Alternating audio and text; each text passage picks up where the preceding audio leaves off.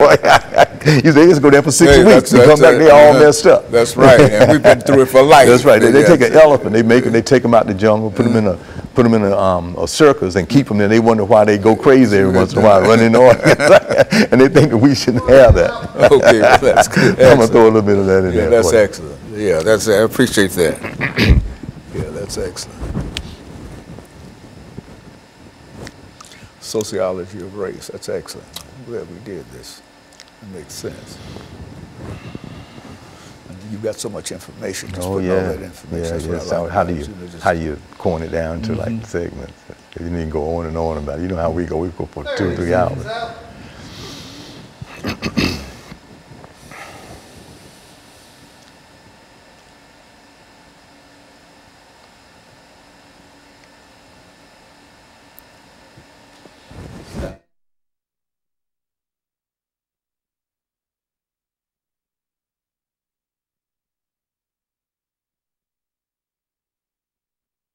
Thank you and welcome back to the final segment of the show for today. We're talking to Dr. EKSanford from Tennessee State University, and he's giving us a sociological understanding of race in the United States of America. Doctor, during this last segment, let's see if we can further elaborate upon some of the things that you've already given us dealing with race in America, and give us any kind of example that you think might further sort of enhance our knowledge in reference to what we're doing here today. Okay, and as we said, race is a complex issue, so much so that sociologists look at overt and covert type of racism that exists within the society.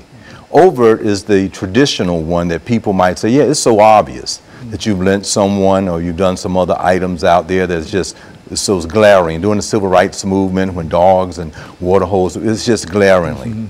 Covert is that type of a racism that when you go in and want to make a purchase, and the interest rates happens to be a lot more higher for one group of people than another group. That brings us into the conversation that when we really want to make an intervening inroads to racism in America, that we have to understand some of the basic key terms, and everyone has to understand them. For one, we have to understand dominant group and subordinate group. That given our country and its unfolding from 1619 to 2016, that there is a dominant culture within the social structure, within family, within economics, within medicine, within law, within the government, within mass media, communication, entertainment. All of those institutions that are here in America were defined by the dominant group. Now, I know we've been talking about African Americans, but it's assumed that all other ethnic groups that come in with different cultures and languages and backgrounds have to assimilate, which is a process of understanding your own culture, but then learning all of the dominant culture's values and norms. And that's what happens within American society, and we've all done that. One of the major institutions, such as education, from first grade through high school, and then from there through higher education, has a tendency to do that. We're supposed to assimilate, which people have done. But what happens in many instances that people do not understand racism part and discrimination part, which is looking at another person based on those alleged or real physical characteristics and then acting toward that person in a certain way. And when they do that consciously or unconsciously, it happens to be racism. Yes. Now, another term that we have to understand, in addition to dominant group, subordinate group, is that of prejudice.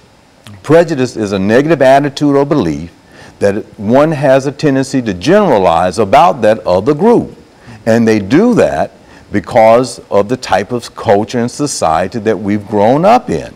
And sometimes it's very unconscious. For instance, we all know about the disparities that have happened with police officers killing African Americans.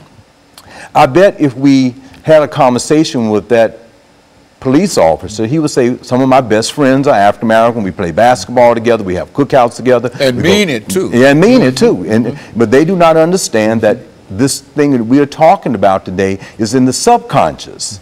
So when they get there and feel empowered and see this other person, something that's been so ingrained has a tendency to come out at that particular point in time.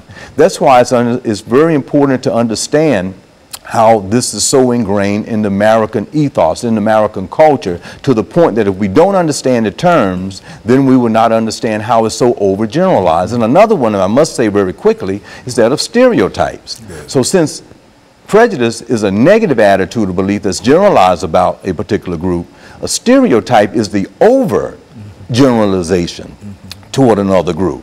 So you can have a group of people that are in a homogeneous area, meaning all by themselves, as all one group, one ethnic group, say European Americans that live in a certain rich area or live in a place like Montana, or North Dakota, South Dakota, as we're seeing today in our presidential debate that's going on. And they might have this overgeneralization about, say, having an African American president that in their subconscious make them